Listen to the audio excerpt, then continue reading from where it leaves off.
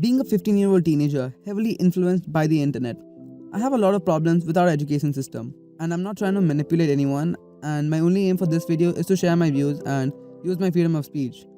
For those who cannot handle others' opinions, you can click off this video. Let's imagine you're in a heated race with a million other people, and you're expected to come first. This is JEE and NEET in a nutshell.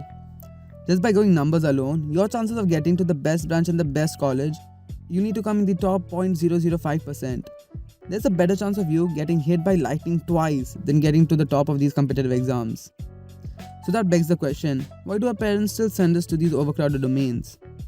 The simple answer is that they want us to not suffer like they probably did, and to them, education seems like the best bet for the child to prosper.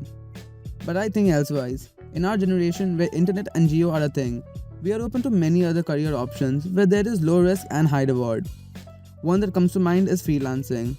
There is a lot of freelancing platforms that help you to do things your own way and allows you to become your own boss. Depending on your skill sets, you can charge 6 to 7,000 rupees per hour, which throws the average 19 rupees per hour in the dust. Even YouTube seems to be like a really good source of income in this day and age. Like Ria Gogoi, she recently surpassed 100,000 subscribers and her estimated monthly revenue is over 6 lakh rupees, which is way more than what an average nerd from IIT would earn. जब पैसे का बात कर ही रहे हैं, let's address the fact that we go to school for money and not education. But that's मैं school education के लिए जाता हूँ.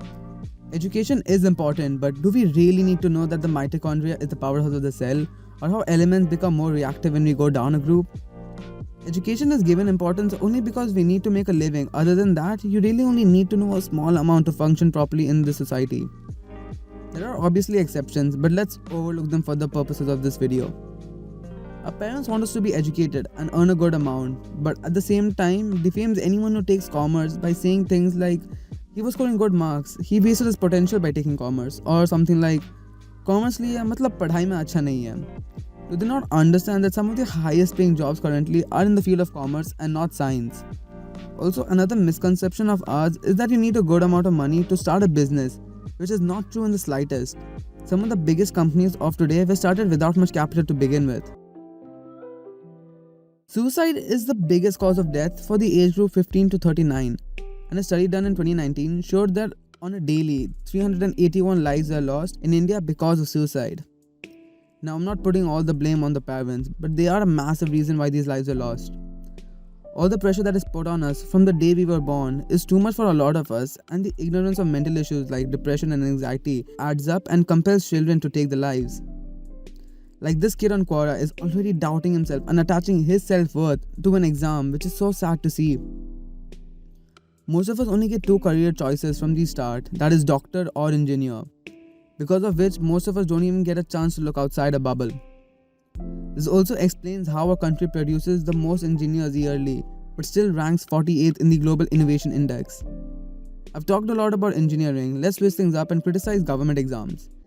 Exams like UPSC are some of the hardest exams in the world, and people will spend years trying to crack it just to live a settled life. This is highly biased, but I hate the idea of a settled life.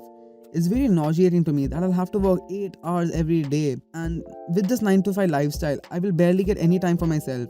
Let's say I sleep 7 hours and do the rest of my chores for another 2 hours, plus the 8 hours I'll spend at my job. That only leaves me with 7 hours give or take. And my life will be in the hands of some corporate boss who can change the course of my life by just a single decision.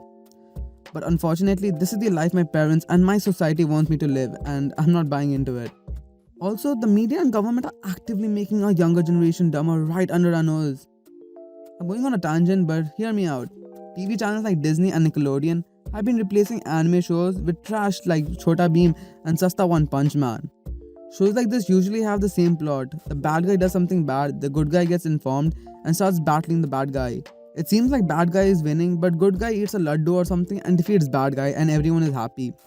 Similar repetitive formats were seen on TikTok and is still seen on YouTube.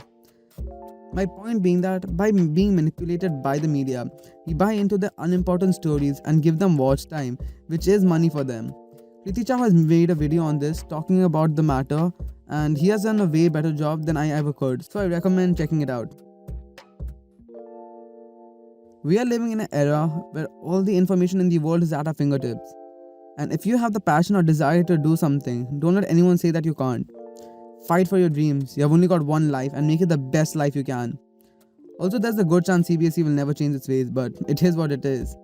Thanks for watching. If you have made it to here, please consider subscribing and I'll see you in the next one. Bye.